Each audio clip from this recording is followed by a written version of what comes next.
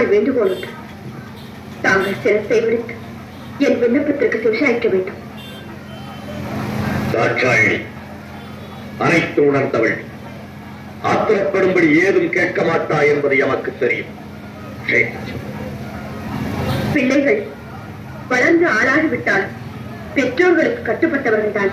ஆண் பிள்ளையாக இருந்தால் அந்திய காலம் வரை பெற்றோருக்கு கட்டுப்பட்டவர். பெண்ணாக பிறந்துவிட்டால் பருவமடைந்த பிறகு மற்றொருவருக்கு மாலையிட்டு விட்டால் கணவனுக்கு தான் கட்டுப்பட்டவர். மற்றொருவருக்கு மாலையிட்ட பெண் பெற்றவர்களை அந்த பெண் மறந்துவிட வேண்டியதுதான். சுற்றி வளைத்து நீ எங்கு வருகிறாய் என்று எமக்கு புரிகிறது. சுருக்கமாக சொல். கோபப்பட்டு விடாதீர்கள். மறுமுறையும் மன்றாடி கேட்டுக்கொள்கிறேன். என்ன கேட்கப் போகிறாய்? என் தந்தை தர்ஷன் நடத்தும் யாகத்திற்கு சென்று வர வேண்டும் என்று மனதில் தோன்றுகிறது. உத்தரவு கொடுப்பீர்களா? பிறந்த வீட்டிற்கும் புகுந்த இடத்திற்கும் விரோதம் ஏற்பட்ட பிறகு பெண்ணாக பிறந்தவள் இருப்பதை விட இறப்பதே மேல். தந்தையின் பாசம் என்னையும் இரு மனவுக்கு வந்துவிட்டது. தவறுதான், என்னை மன்னியுங்கள். சென்று வர உத்தரவிடுங்கள். விதி உன்னிடமும் விளையாடுகிறோம். சரி,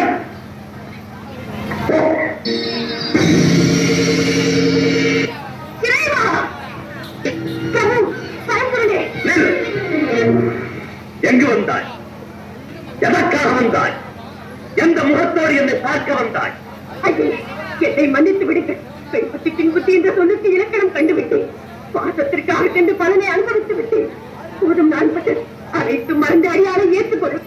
என்னோடு சேர்ந்து வாழும் பாக்கியம் இனி உனக்கு கிடையாது. சோதித்தது போதும்.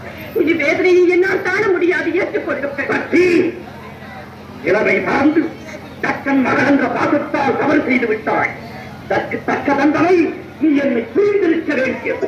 என்னை பிரிந்து தனிமையில் இருக்க வேண்டாம். இனி எனக்கு தேவையில்லை.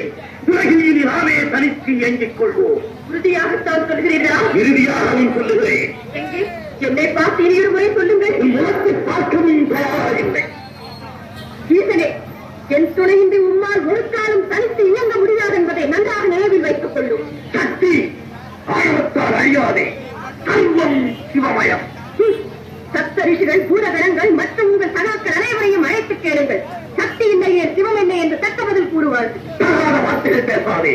சிவம் தான் உலகில் சிறந்தது. இல்லை, சக்திதான் உலகில் உயர்ந்தவள். சிவம் இல்லையே சக்தி இல்லை. சக்தி இல்லையே சிவம் இல்லை. சிவம் தான் தெரியும். சக்தி தான் தெரியும். ஆணுக்கு பெண் அடிமை. அந்த ஆணையும் பெற்றுத் தருவது பெண்மை. நீ இன்றி நான் உண்டு. நான் இன்றி நீர் இல்லை. ராமனே, அறிந்தும் அறியாதவர் போல் எதற்காக இந்த நாடகம் ஆடி? சக்தி இல்லையே சிவம் இல்லை, சிவம் இல்லையே சக்தி. இருவரும் சேர்ந்திருப்பதுதானே உலகம். இனம் தணிந்து சிவசக்தி சமேதனாய் காட்சியல்.